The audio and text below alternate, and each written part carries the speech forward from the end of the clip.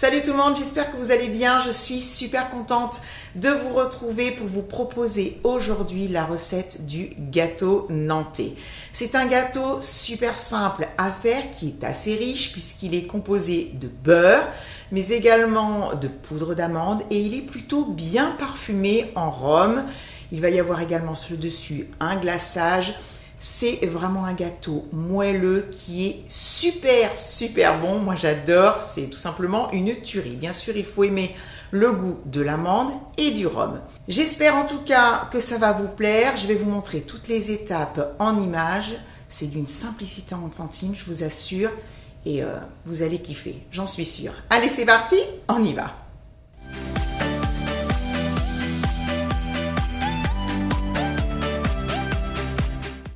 Dans ce grand saladier, j'ai du beurre demi-sel pommade, donc c'est-à-dire qu'il est extrêmement mou.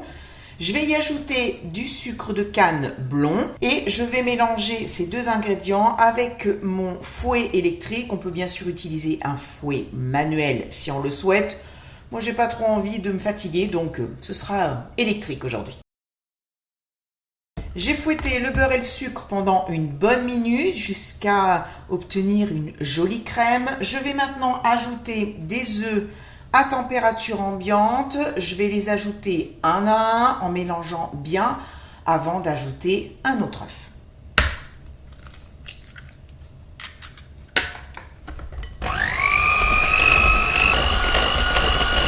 Voilà la consistance obtenue après l'ajout des œufs. Alors, de temps en temps aussi, je n'hésite pas à arrêter le fouet électrique pour racler les bords avec une maryse. Je vais maintenant ajouter de la poudre d'amande et je mélange. Voilà, je ne vais pas trop battre, je vais arrêter et je vais continuer avec la maryse. Il ne me reste plus qu'à ajouter deux ingrédients, de la farine que je vais tamiser. Alors j'ai également mis mon four à préchauffer en chaleur tournante à 180 degrés. On obtient une jolie pâte qui est assez épaisse. Allez, dernier ingrédient, c'est du rhum.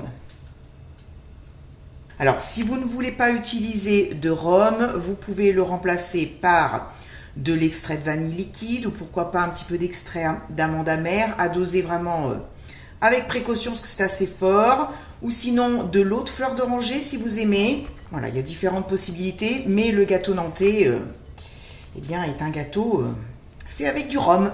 J'ai beurré un moule à manquer de 24 cm de diamètre. J'y ai mis dans le fond du papier cuisson parce que mon moule est assez vieux et je préfère toujours prendre la précaution de mettre du papier cuisson dans le fond pour éviter les problèmes. Je vais verser la pâte. Je vais l'égaliser. Je vais taper le moule 3-4 fois sur le plan de travail pour chasser les éventuelles bulles d'air. Voilà, et je vais enfourner à 180 degrés pour 35 à 40 minutes. Je vais surveiller. Bien sûr, comme pour tous les gâteaux, pour vérifier la cuisson, il suffit de planter un pic en bois au milieu. S'il ressort sec, c'est que c'est bon. Je vous retrouve donc tout à l'heure, dès la sortie du four. Voici le gâteau après exactement 33 minutes de cuisson. Il est magnifique, ça sent très bon. Je l'ai sorti il y a environ 2 petites minutes. Il s'est d'ailleurs bien rétracté sur les bords. Je vais maintenant le démouler. Je pose une grille. Je vais prendre un torchon et je retourne. Et voilà le résultat. Wow, c'est chaud! Le papier cuisson est d'ailleurs resté dans le fond. Alors maintenant, je vais prendre en effet encore du rhum, un pinceau à pâtisserie et je vais le badigeonner partout. Quand je vous dis que c'est un gâteau bien parfumé au rhum, hein, je ne vous ai pas menti. En fait, il y en a dans le gâteau, il y en a comme ça badigeonné avec le pinceau et puis il y en aura encore dans le glaçage. Je vais maintenant le laisser refroidir totalement à température ambiante et je vous retrouve ensuite pour faire le glaçage. Dans ce saladier, j'ai du sucre glace que j'ai tamisé tout simplement parce qu'il y avait beaucoup de grumeaux. Je vais y ajouter pour la troisième et dernière fois du rhum. Je vais mélanger et ajouter ensuite petit à petit de l'eau pour avoir une consistance de glaçage ni trop épaisse ni trop liquide. C'est ce qu'il y a toujours d'un petit peu difficile dans le glaçage, c'est d'obtenir la bonne consistance. Là, j'ai pas mis d'eau, je trouve que la consistance est pas mal, quoique peut-être un peu liquide. Puis je trouve que il n'y en a pas beaucoup en fait. Et il faut quand même que le glaçage soit légèrement épais sur le dessus du gâteau. Il y a quand même de la surface. Donc je pense que je vais rajouter du sucre glace. Donc là, forcément, il va falloir que j'ajoute de l'eau. Je pense que mon glaçage est franchement pas mal. Allez, il n'y a plus qu'à le verser sur le gâteau. Voilà, donc il faut essayer vraiment de l'étaler de façon uniforme en allant jusqu'au bord. Et bien voilà, il n'y a plus qu'à attendre que le glaçage sèche. C'est pas facile à dire. Et puis ensuite, je vais couper une part et bien sûr, le goûter.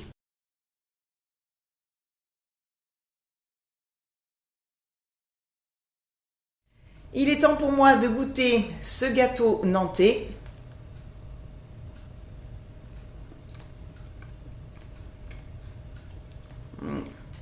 Oh là là.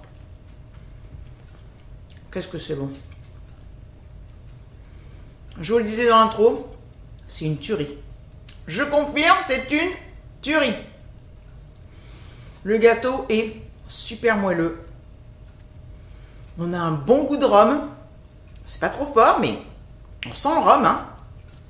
Peut-être un peu moins l'amande du coup. Mais vraiment, c'est un super bon gâteau. Alors bien sûr, on va pas en manger des tonnes. Hein. C'est assez riche. Mais vraiment, c'est trop bon. Voilà, bah écoutez, moi j'ai rien d'autre à ajouter. C'est la fin de la vidéo. Merci à vous de l'avoir regardé. Je vous fais plein de gros bisous. Et je vous dis à très vite pour une prochaine recette. Bye bye!